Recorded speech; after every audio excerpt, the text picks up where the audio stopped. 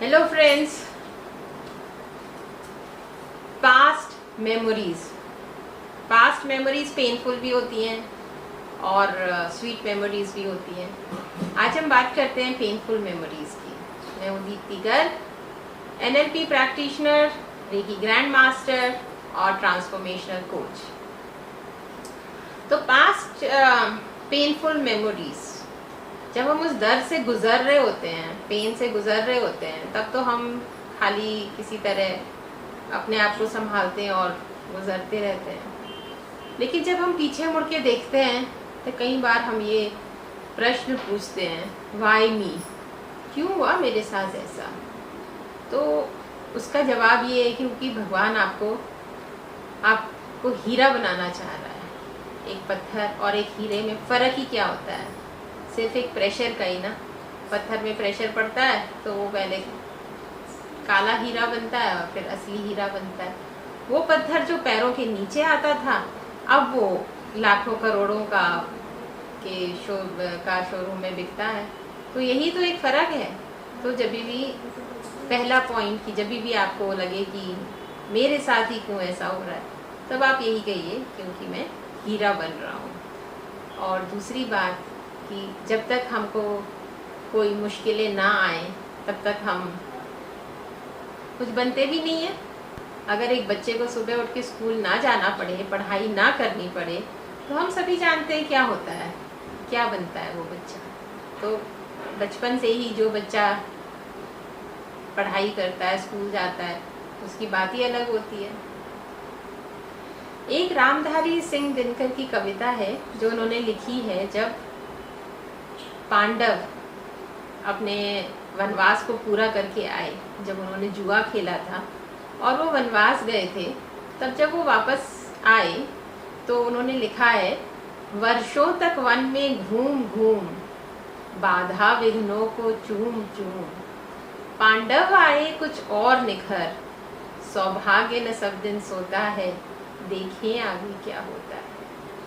मतलब कहने का है कि जब उनके ऊपर वो विपदाएं आई, तब वो बिखरे नहीं, वो निखर गए। और वो शायद निखरना जरूरी था उस महाभारत के युद्ध को जीतने के लिए, वरना दुर्योधन भी कोई कम बलशाली नहीं था। उनमें और पांडवों में फर्क यही था ना कि एक अधर्म की राह पे थे और एक धर्म की राह पे। तो जिसको कहते हैं ना, सेट द स्टेज। महाभारत का युद्ध जीतने के लिए वो वनवास उनके लिए जरूरी था। तो पांडव निखर गए और सौभाग्य न सब दिन सोता है, देखें आगे क्या होता है। मतलब हमेशा काली रात नहीं रहती है, उसके बाद सवेरा तो आता ही है। लंबी काली रात थी जब वो पांडव वनवास थे, तब दुर्योधन तो उस मुश्किलों से गुजर नहीं रहा था, तो वो तो आराम से था, अपना राजबाट संभाल रहा था, पर उसमें वो ताकत भी नहीं आई फिर महाभारत का युद्ध जीतने के लिए। तो ये बात बहुत ज़रूरी है। पेन के साथ एक शब्द, एक कोट जुड़ा हुआ है, नो पेन नो गेन। अगर पेन के साथ ना गुजरें तो कुछ फ़ायदा भी मिलता भी नहीं है ना। तो हम आज एक नया सीड प्लांट कर लें अपने दिमाग में कि एक तो पहली चीज़, ये मुश्किलें मुझे कुछ सिखाने के लिए आई थी और मैंने ये सीखा। और जब आपका पेन अगर 1 to 10 के स्केल पे 8 या 9 पे है और आप ये सीड प्लांट करेंगे, तो आप धीरे धीरे देखेंगे ये पेन कम होता जाएगा।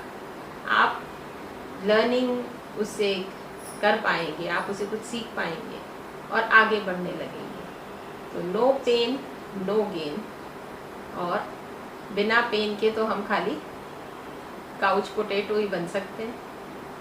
आगे की ज़िंदगी जीने के लिए, कुछ पाने के लिए, ये बहुत ज़रूरी है कि हम कुछ पेन से गुजरें। ठीक है दोस्तों, आपको मेरा ये वीडियो पसंद आया होगा। अगर आपको अच्छा लगा तो लाइक करिए, शेयर करिए और सब्सक्राइब करिए। Thank you.